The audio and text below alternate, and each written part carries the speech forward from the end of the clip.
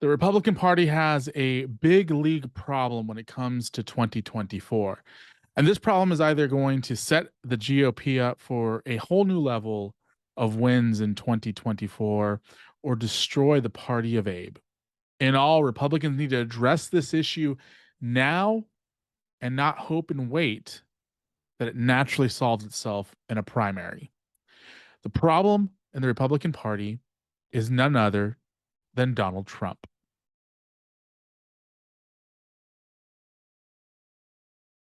Before we jump into this problem and before we dive deep into this issue, I need you to do me a favor: smash the like button, and share this video with some friends, at least two, so that way this video can get out to more people and the YouTube gods can bless it just a little bit.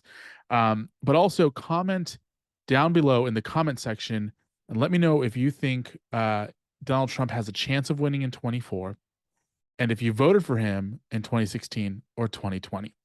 So here's the deal. Here's the deal with Trump. He has proven to be an ineffective uh, leader when it comes to winning. How much of that will be because of Donald Trump? Well, I think if they win, I should get all the credit. And if they lose, I should not be blamed at all. Okay. And I'm not talking about his landslide electoral college victory in 2016.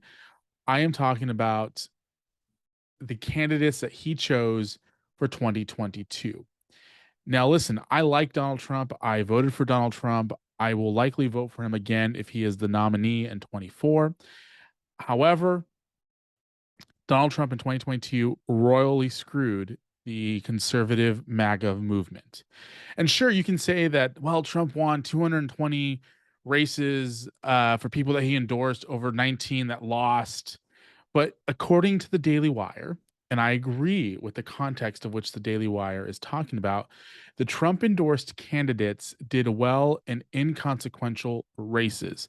So the way that I compare this to is like if say the New York Yankees at their best took on a little league team and then you went out and said, well, duh, of course the New York Yankees are going to win.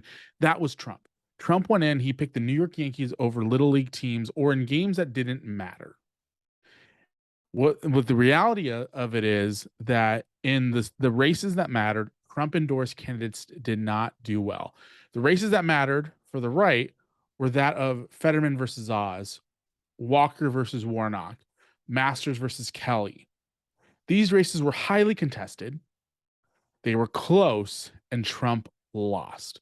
Trump's inability to get past the 2020 elections put contenders for competitive races behind. Trump put himself in front of these people, and his own misguided ego cost the GOP the Senate. And we are barely hanging on to the House of Representatives. In fact, it seems like people who were slightly opposed to Trump and the GOP actually did better than people that Trump endorsed. So Donald Trump was not happy being a kingmaker. He could have gone out and he could have picked contenders who had a chance of winning, but instead he picked people who were going to go along with his election conspiracies. Now, whether or not you believe that the 2020 election was unfairly played out, whether or not you believe that Trump should be president right now, and whether or not you believe Joe Biden is doing a terrible job, that is all beside the point. The problem that we have, the problem that we're going to have, is that Donald Trump wants to be the center of attention, even if it comes to the detriment of his own party. The fact that Donald Trump went after Ron DeSantis just days before an election and days after an election and is threatening to release item, dirt on DeSantis that Trump claims to have is showing you that Donald Trump cannot put his own ego aside when it comes to the best possible outcome for the country and for his party. Now, it's very clear to me that Ron DeSantis is having his moment. He is the golden boy of the GOP in this moment. And we all know that when it comes to running for president, it's all about the moment. I believe that if Ron DeSantis and Trump went head to head in 2024 for the GOP nomination, it would destroy the Republican Party and the conservative movement. I will tell you this: Donald Trump is planning on making an announcement today, later today. Hopefully, hopefully this video makes it out before he makes that announcement. Maybe he'll watch it. I don't think so, but maybe he will. But that announcement is expected to be his presidential reelection campaign announcement. Now, I think if there's a great possibility that Donald Trump announces he clears the field and we get a rehash of Biden versus Trump. Very possible. But there's also another possibility that Ron DeSantis realizes this is his moment and he runs and it becomes Trump versus DeSantis, destroying the party, and in the process loses the White House. Now, the reason why I say loses the White House is because of this. If Donald Trump runs against DeSantis and he loses, I don't see Donald Trump backing DeSantis. In fact, I see Donald Trump starting his own third party, maybe call it the MAGA party, and trying to run against DeSantis and Biden or whoever the left puts up in that position. And you completely splinter the conservative movement and you split the base, and neither Trump nor DeSantis will have the ability to get the votes needed to become president of the United States. Now, the opposite could happen. DeSantis could win the nomination. And Trump could win the nomination, but I don't see people who are DeSantis voters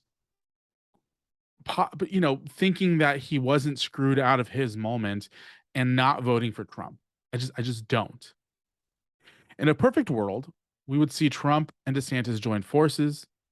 Trump would move to maybe to New Jersey, so that way there isn't that way the electoral map is in a better position for the Trump DeSantis ticket, and DeSantis would be his running mate, and potentially have 12 years of MAGA, which would be 4 more years of Trump, 8 years of DeSantis, and depending on how well things happen in that time, maybe even longer.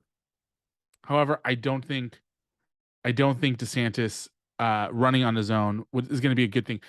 I honestly, I think the solution to the problem is moving past Donald Trump. And I like Donald Trump, and I think Donald Trump did a good job up until the last couple of months of COVID and January 6th stuff. But I think that the right move to do is to move past Donald Trump and allow DeSantis or even Glenn Youngkin. I think Glenn Youngkin could do a good job running the country and have new leadership. And Donald Trump can become a kingmaker and become somebody who endorses candidates if he can get past 2020. The GOP needs to figure this out before the next election. And if I were leadership in the GOP, I would be like, let's get this figured out before the end of the year. If they can't figure it out, I think this might be the end of the conservative movement in America. Let me know what you think. My name is Ruben Jay. Make sure to subscribe to this channel and smash that like button for more from Multimedia Mouth.